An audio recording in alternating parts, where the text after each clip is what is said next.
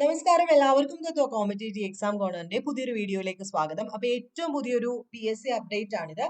Kerala PSC degree level മെയിൻസിന്റെ correct date പറഞ്ഞിരിക്കുകയാണ്. നമുക്കറിയാം പ്രിലിംസിന്റെ ഫസ്റ്റ് സ്റ്റേജ് കഴിഞ്ഞിട്ടുണ്ട്. ഓരോന്നും എപ്പോഴൊക്കെയാണ് നമുക്ക് ഡീറ്റെയിൽഡ് ആയിട്ട് നോക്കാം. ഫസ്റ്റ് നടക്കാൻ പോകുന്നത് സബ് ഇൻസ്പെക്ടർ ഓഫ് പോലീസ് SIയുടെ പരീക്ഷയാണ്. സെപ്റ്റംബർ മാസമാണ് SIയുടെ പരീക്ഷ പറഞ്ഞിരിക്കുന്നത്. നമുക്ക് സിലബസിനെ പറ്റിയിട്ടൊക്കെ പിന്നെ പറയാം. Assistant manager Kerala state cooperative ബാങ്കിന്റെ എക്സാം ഒക്ടോബർ മാസത്തിലും, അതുപോലെ തന്നെ excise inspector trainee NCS special category October മാസം, മാർക്കറ്റിംഗ് ഓർഗനൈസർ നവംബർ മാസം, മാർക്കറ്റിംഗ് ഓർഗനൈസർ സൊസൈറ്റി കാറ്റഗറിയിലേക്കും നവംബർ മാസവും, പിന്നെ എല്ലാവരും കാത്തിരിക്കുന്ന സെക്രട്ടറി ലോക്കൽ സെൽഫ് ഗവൺമെന്റ് ഇൻസ്റ്റിറ്റ്യൂഷന് നവംബർ മാസമാണ്. നമുക്കറിയാം രണ്ട് പേപ്പേഴ്സ് ആണുള്ളത്. രണ്ട് പേപ്പേഴ്സ് എന്ന് പറയുമ്പോൾ 100 മാർക്കിന്റെ രണ്ട് പേപ്പേഴ്സ് ആണുള്ളത്. അതും നവംബർ മാസമാണ്. അപ്പൊ LSTS പഠിക്കാനായിട്ട് നമുക്ക് ഏറ്റവും കൂടുതൽ സമയം കിട്ടിയിട്ടുണ്ട്. സബ് ഇൻസ്പെക്ടർ ആണ് ഫോക്കസ് ചെയ്യുന്നതെങ്കിൽ നിങ്ങൾക്ക് വളരെ കുറച്ച് സമയം മാത്രമേ ഉള്ളൂ. ജൂണിൽ പരീക്ഷ കഴിഞ്ഞാൽ, ജൂൺ 15 കഴിഞ്ഞാൽ ജൂൺ, ജൂലൈ, ഓഗസ്റ്റ്, സെപ്റ്റംബർ എന്ന് പറയുമ്പോൾ നമുക്ക് ഒരു 2.5 മാസത്തെ സമയമേ കിട്ടുന്നുള്ളൂ. അതുകൊണ്ട് സിലബസ് ഒക്കെ വ്യക്തമായിട്ട് കവർ ചെയ്യുക. നമുക്കിനി സിലബസും കൂടെ വേഗത്തിൽ ഒന്ന് നോക്കാം.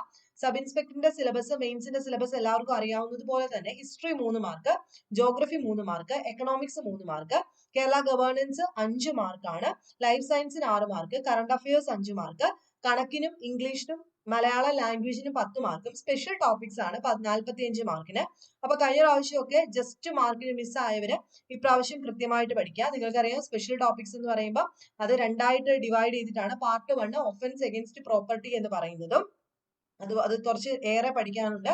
അവർ പറയുന്നത് മാത്രം പഠിക്കുക. Then part 2 definitions, valuable offence തുടങ്ങിയിട്ടുള്ള ഡെഫിനിഷൻസ് പഠിക്കാനും, പാർട്ട് 3 ഇൻഫർമേഷൻ ടെക്നോളജി ആക്ട് 5 മാർക്കിനും, പാർട്ട് 3 രണ്ടാമത്തെ സെക്ഷനിൽ റൈറ്റ് ടു ഇൻഫർമേഷൻ ആക്ടും, ഏറ്റവും മൂന്നാമത്തെ സെക്ഷനിൽ നമുക്ക് എളുപ്പം പഠിച്ചെടുക്കാൻ പറ്റുന്ന ഇന്ത്യൻ കോൺസ്റ്റിറ്റ്യൂഷൻ 7 മാർക്കിനുണ്ട്.